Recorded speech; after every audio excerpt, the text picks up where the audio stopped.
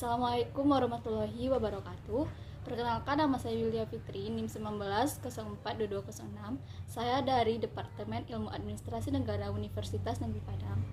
Baik, kali ini saya akan memaparkan materi mengenai sistem administrasi kepegawaian. Baik, konsep dari sistem kepegawaian.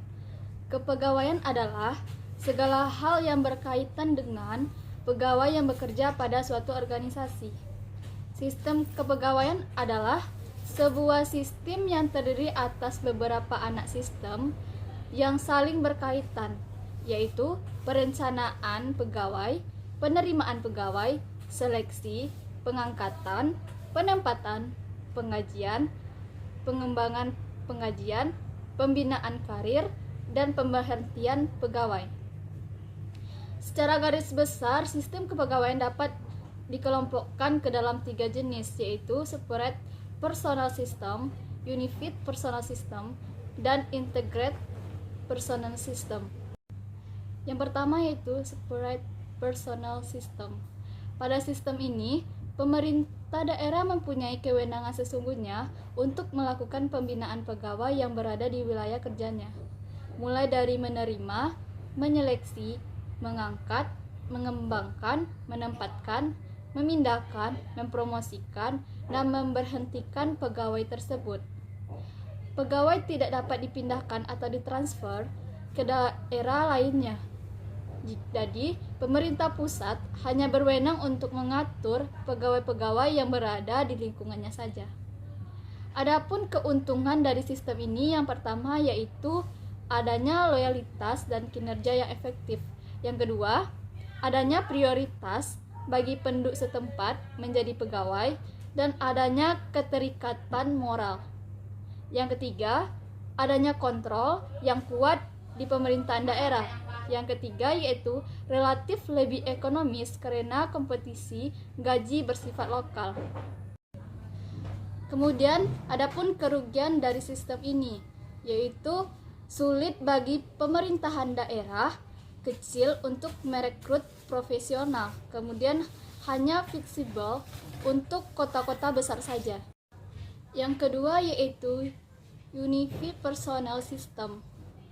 Pada sistem ini, semua urusan kepegawaian dari suatu negara untuk semua tingkatan ataupun tingkat-tingkat tertentu dilakukan oleh suatu badan yang dibentuk oleh keperluan tersebut.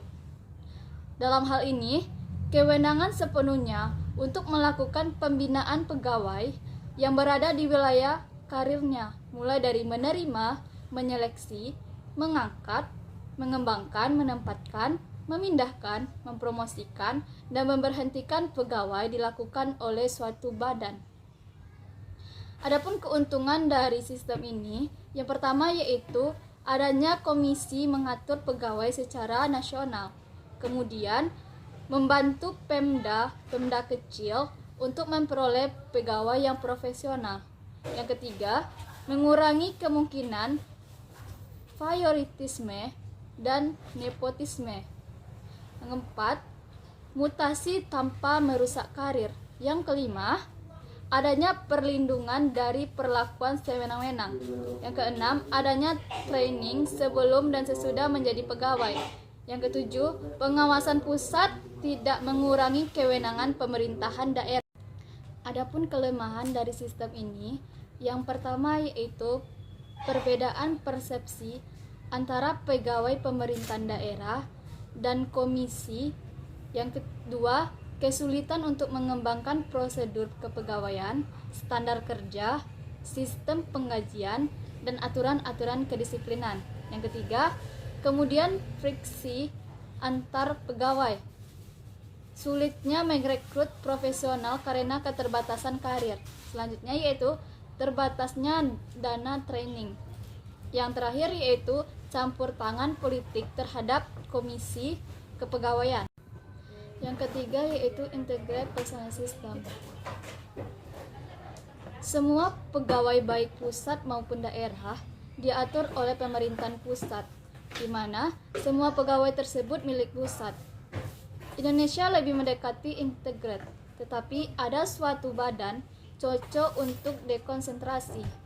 Adapun keuntungan dari sistem ini, yang pertama adanya kesamaan dalam kondisi kepegawaian. Yang kedua, adanya rekrutmen secara nasional. Yang ketiga, karir yang luas dan adanya pegawai yang profesional. Yang keempat, integrasi nasional, estimasi, manpower, planning, dan training secara nasional. Kemudian pemanfaatan pegawai secara optimal dan uniformalitas peraturan kepegawaian. Yang terakhir yaitu adanya supply pegawai profesional dari pusat untuk pembangunan. Baik, dapat kita lihat kelemahan dari sistem integrated personal system ini. Yang pertama yaitu sulit bagi pusat untuk memenuhi kebutuhan pegawai Pemda sesuai kualifikasi. Yang kedua yaitu pengangkatan pegawai daerah oleh pusat sering menimbulkan konflik dengan pemerintahan daerah. Yang ketiga, cenderung untuk memenuhi kepentingan pusat. Yang keempat, loyalitas pegawai lebih baik diberikan kepada pusat daripada pemerintahan daerah. Terakhir, sering menimbulkan keterlambatan dan kurang adaptasi terhadap kebutuhan lokal.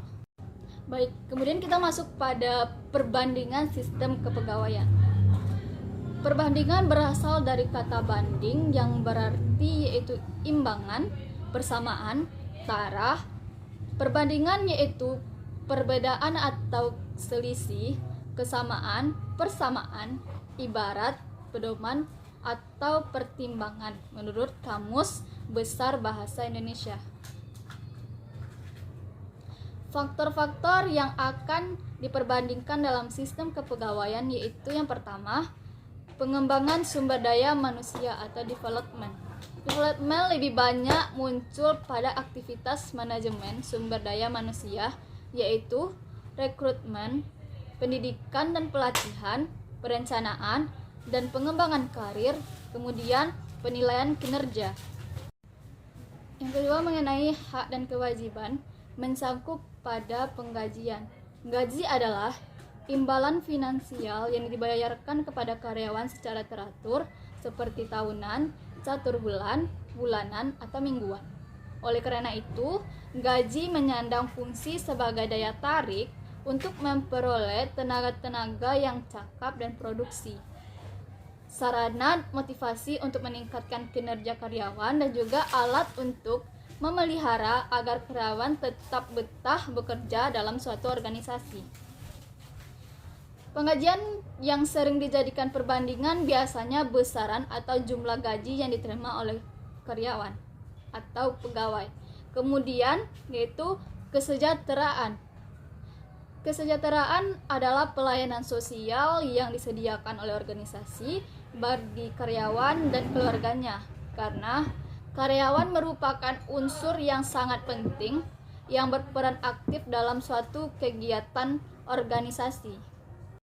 Baik, sekianlah pemaparan materi dari saya mengenai sistem administrasi kepegawaian. Semoga bermanfaat. Assalamualaikum warahmatullahi wabarakatuh.